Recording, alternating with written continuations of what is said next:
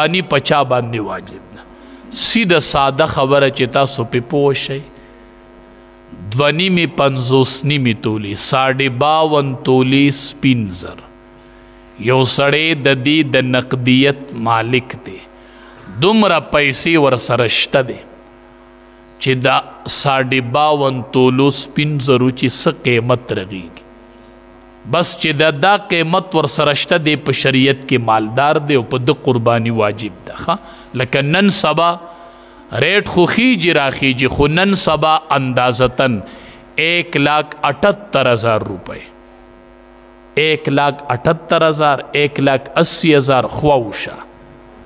لکه 1,78,000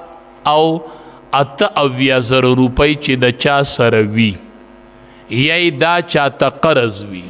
یی دکان دے سامان تجارت تے اغدی ترسیگی پدی سڑی باندی قربانی واجب دا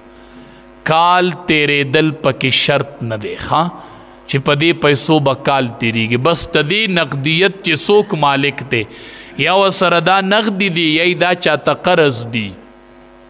او یا ورسرد دی سامانی تجارت تے یا یو کور کے اسیگی او دویم کور خالی پروت تے او داغی قیمت دی ترسیگی دا غم دا ضرورت نزائد دے نو پا دی سڑی باندی قربانی واجب دا کاغا ناری ندے او کا زنانا دا نو نن سبا نصاب دا 1,78,000 خواوشا کی چلیگی چی دا چا سری نو پا دا قربانی واجب دا او دے با قربانی کی نبی کریم صلی اللہ علیہ وسلم فرمائی سوک چے طاقت دا قربانی لری قربانی پہ واجبی او دے قربانی نکی نبی علیہ السلام فرمائی زمونگ مصولات دی نرازی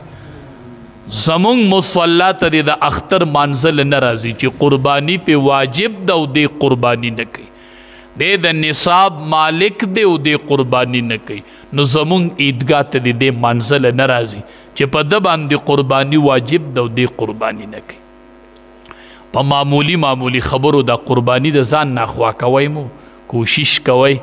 چے اللہ در دا قربانی توفیق درکی کال کی یو مقرازی دا ابراہیم علیہ السلام سنت تی کنا صحابی راغے نبی علیہ السلام تا فرمائی